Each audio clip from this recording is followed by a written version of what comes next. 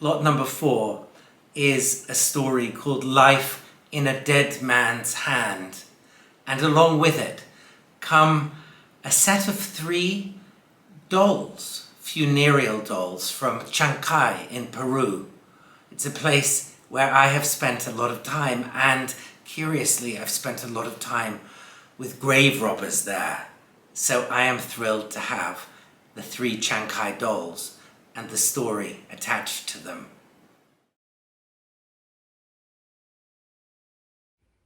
The Chancay Dolls. Sometimes you can find life in a dead man's hand. 18th May, 1868. Today has been a good day, an interesting day. Digging resumed just after dawn. We decide to concentrate on the northwestern corner of the site, in the shadow of the Montaña Verde.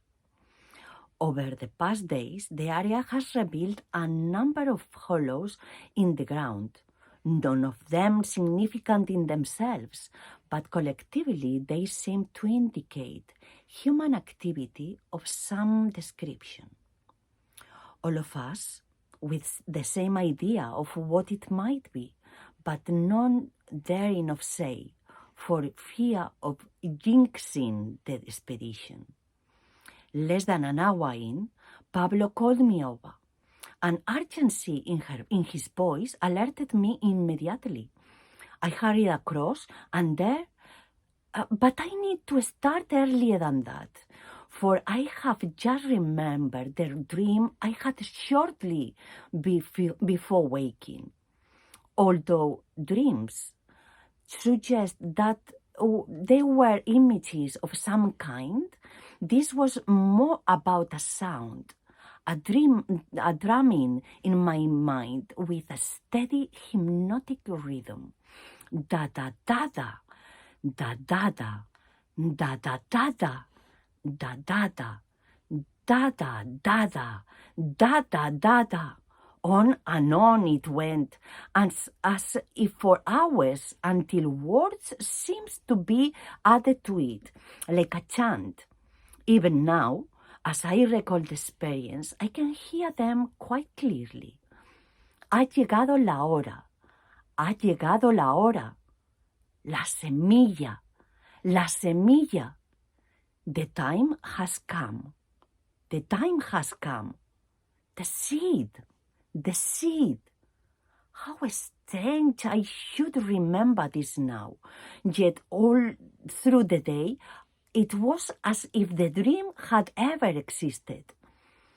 Back to this morning, Pablo pointed when I reached the spot, but it was as if I already knew what I was about to see. The heads of a clutch of figures, the textile figures poking out from the dust.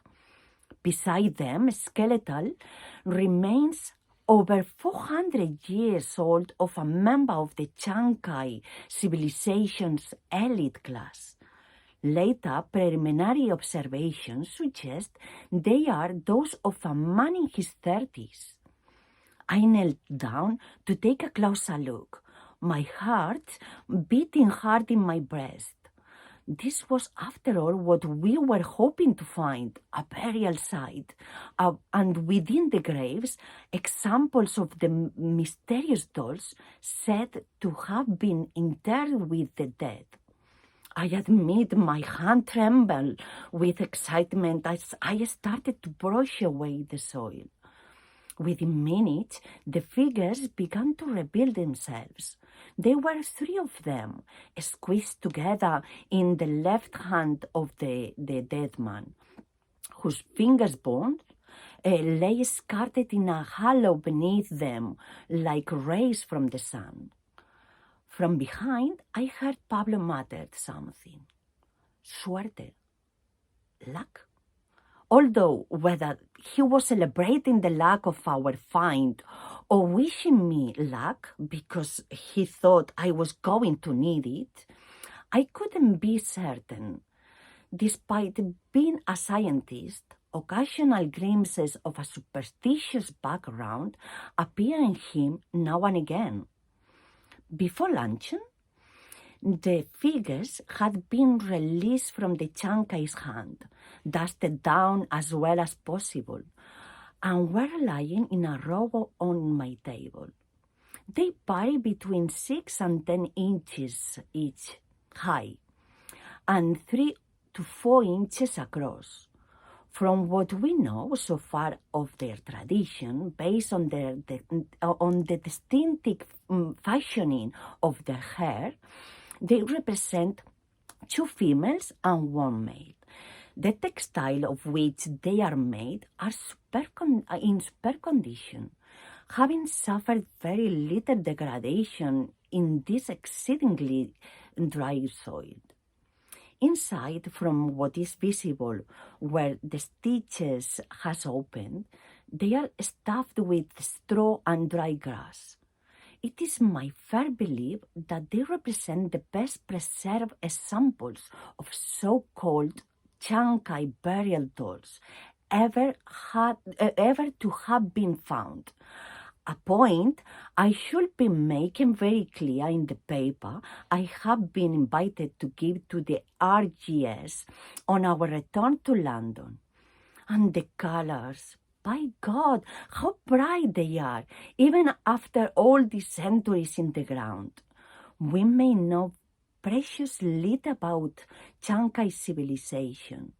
They were, after all, annihilated by the Incas not long before Columbus.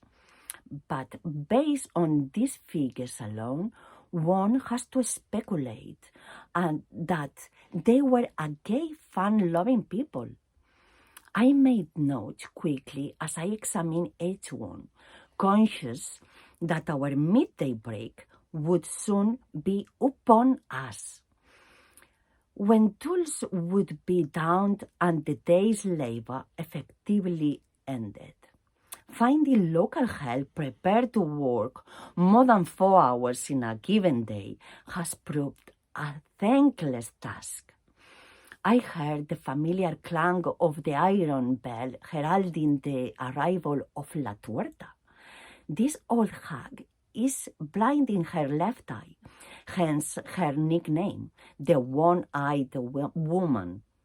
Presumably, she has a proper Christian name, but this is how all refer to her, and she seems not to mind. She comes every day to the site at the same time to sell chirimoya fruits to the site workers, and her arrival brings all archaeological tasks to a close as effectively as the setting of the sun. By the time I reach her, for I too have succumbed to the delicious and invigorating charms of the local chirimoya fruit, she had clearly been informed several times of the day's great find of the burial dolls. "Ha encontrado usted la vida," she said, as she relieved me of a handful of pesos. "You have found life." "Life? In the hand of El Muerto. You have found life in the hand of the dead man." Something about her expression made me refrain from correcting her. She dropped the money into her front pocket of her apron. I am convinced she charged me more than the others. Then mumbled words that I couldn't quite catch. I asked her to repeat. "I was asking permission," she said. "Permission to tell you," she added, when she saw my confusion, which was when she told me. It is, of course, nothing more than local superstitious belief of the kind that Pablo falls prey to at times. But I record it here for amusement, for posterity. Such material plays little part in the scientific approach, but it may perhaps be of anecdotal interest. Here is what La Tuerta had to say. These muñecas are not, as you people think, mere dolls. You think they come from this world. You think they were placed in the dead man's hand and buried along with him. But you are wrong. They are travelers from a land that you walk on each day, yet which you cannot reach. Not even your holes in the ground can reach their land, for they come from el corazón de la tierra, the heart of the earth.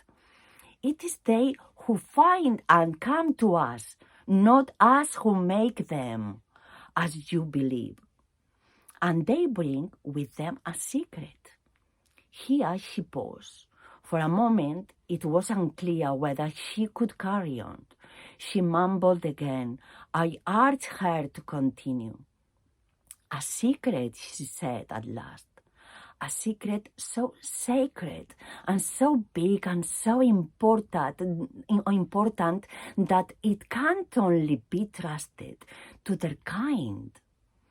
Another long pause in becoming a chirimoya seller. The woman, I thought, had missed her true vocation as a music hall performer.